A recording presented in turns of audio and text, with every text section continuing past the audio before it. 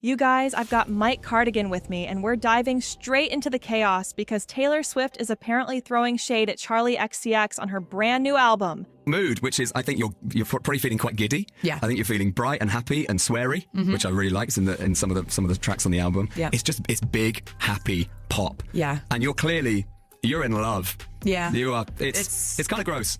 No, it's not. It's sickeningly. No, it's not. It's not. It's lovely. I don't know what you heard. It's not that kind of album. No, but it's lovely and bright and happy. But it's also got teeth to it. It absolutely has. So I'm proud of that too, because it's a full picture of like the full life experience. Fans are losing their minds trying to decode which track might be about her, and the theories are getting wild. We're not just talking one song either. There's a whole mess of reactions blowing up online, and it's getting spicy fast. Everyone's dissecting every lyric like it's a hidden message from Taylor herself, searching for clues, double meanings, and drama. Some thought this album was secretly shading Blake Lively, especially with songs like Cancelled. But nah, that vibe doesn't really fit anymore. The energy feels way more targeted, like Taylor had someone else in her sights this time, and fans swear it's Charli. The tension between them, you can feel it through the songs. Fans are convinced Taylor's coming straight for Charli XCX this time, and everyone's asking, what kind of beef could these two even have? Well, buckle up, because it runs deeper than people think. Neither of them has confirmed anything yet, but the fandoms are reading between every line and calling out some major subtle shade, especially after Charli dropped her own album, Brat. These two actually go way back. Charli even opened for Taylor on tour once, which should have been a huge career moment. But things didn't stay sweet for long. Later on, a quote from Charli started trending for all the wrong reasons. It sounded like she didn't exactly enjoy the experience. She felt out of place, performing to a crowd that didn't really vibe with her style or energy. Charli said in an interview that performing on Taylor's tour felt like waving to 5-year-olds on stage. And yeah, that comment did not sit well with the Swifties. According to Variety, Charli later made it clear she was done opening for other artists altogether and wanted to just own my own effing spotlight from now on. She did thank Taylor for the opportunity and tried to explain she was only talking about how different their fan bases were. But let's be real, the damage was already done.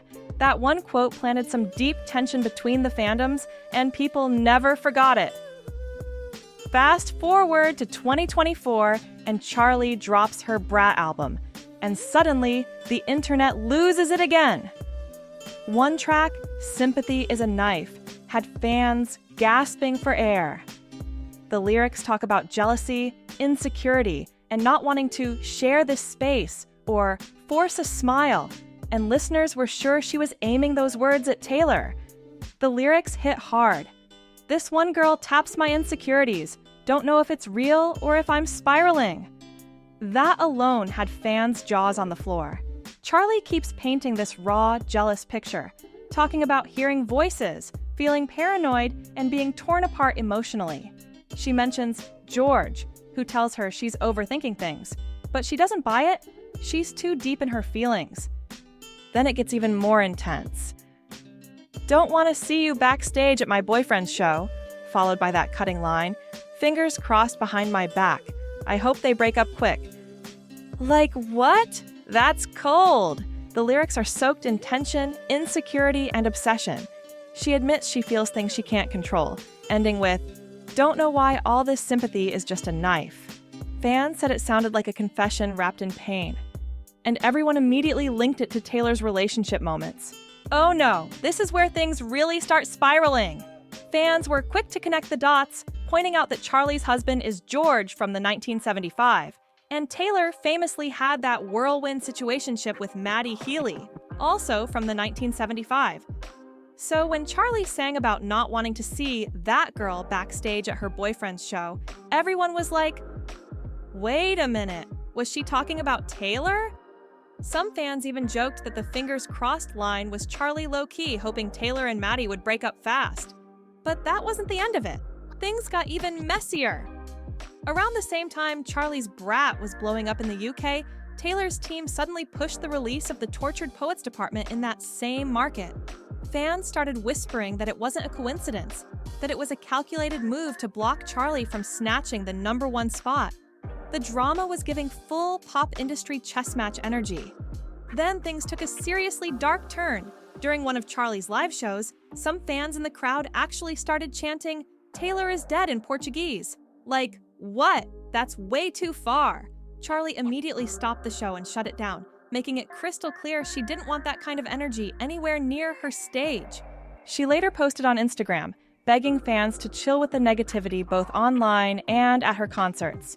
She wrote that it's the opposite of what she stands for, saying it deeply disturbs her that anyone would think that kind of hate has a place in her community.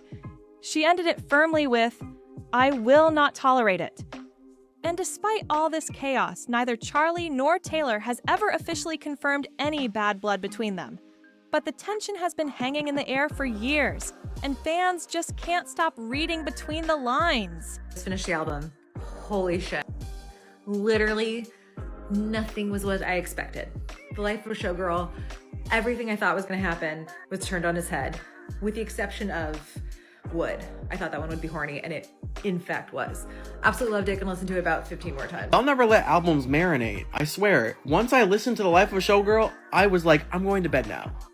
Because what I'm not gonna do is go in comment sections and be like, oh, it's horrible. I absolutely hate it. When early leaks from Taylor's next album, Life of a Showgirl, started floating around, fans instantly went into detective mode. And one song, Actually Romantic, had everyone saying, "Oh, that's definitely about Charli." A lyric dropped ahead of the full release that said, "I heard you call me boring Barbie. When that got you brave." The internet exploded. People were losing their minds, saying Taylor was firing direct shots. One fan tweeted, "Oh, she's popping Charli, oh my god." While another said, "Taylor is the funniest person alive. Imagine her dancing to Charli's song while Actually Romantic was sitting in her drafts." And here's the wild part. That really happened. Taylor was literally caught on camera vibing and dancing to Charli's Grammys performance like nothing was wrong.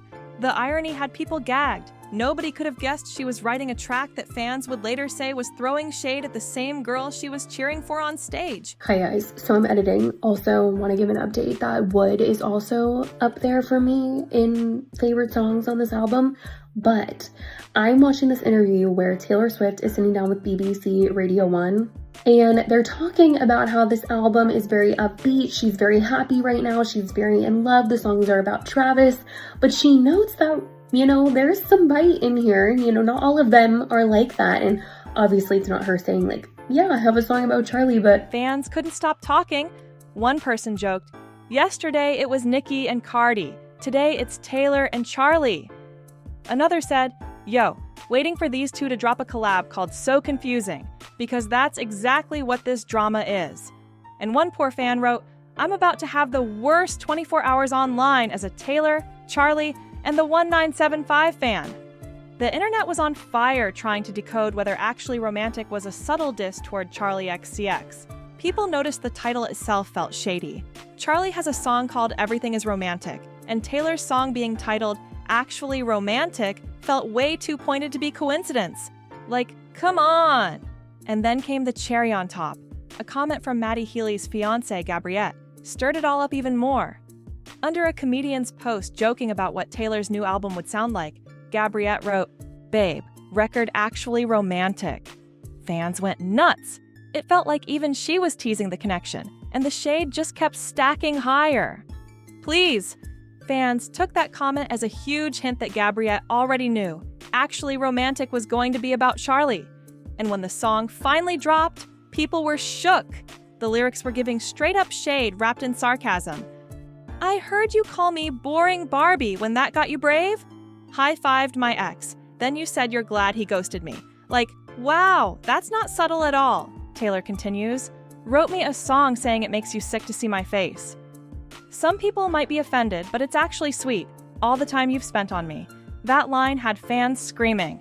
She ends it with, "It's honestly wild. All the effort you've put in, it's actually romantic. Yeah, I really gotta hand it to you. No man has ever loved me like you do." The tone was dripping with irony, and that last line about funny Valentines made it sound like she was thanking Charli for the obsession. It's petty, poetic, and savage all at once. Then came the most brutal line. Like a toy chihuahua barking at me from a tiny purse, that's how much it hurts. Taylor really said that. The pettiness was unmatched. She even added, how many times has your boyfriend said, why are we always talking about her? And that one, fans lost it. It sounded way too specific to be random. It screamed, Charli. Remember, fans had already tied Charli's lyrics to hoping Taylor and Maddie would split, and now Taylor's flipping the script, singing about someone who was happy she got ghosted. It felt like a lyrical clapback. She describes someone who can't stand being around her and secretly seethes whenever her name comes up. It's pure shade wrapped in melody. Every line felt like confirmation that this feud might actually be real. Still, one fan said, I'm praying for the day they work it out, maybe on a remix, just to break the internet.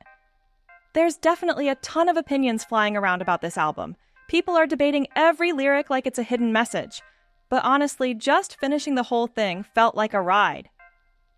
Personally, the first track I played instantly became my favorite. The Fate of Ophelia. That song just hit different. It had this haunting yet powerful vibe that pulled me in from the start. The production, the storytelling, everything felt cinematic and personal at the same time.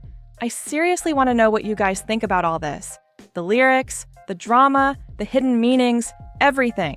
If you've already listened to the album, I want to hear everything. Drop your reactions, your favorite songs, your wildest theories. Tell me what stood out the most to you down below. I love reading your takes. Seriously, you guys always catch details I miss. Don't forget to hit that like button, leave a comment, and make sure you're subscribed to the Lana Sip channel for more tea, drama, and celeb breakdowns every week. Love you guys, and I'll catch you in the next video.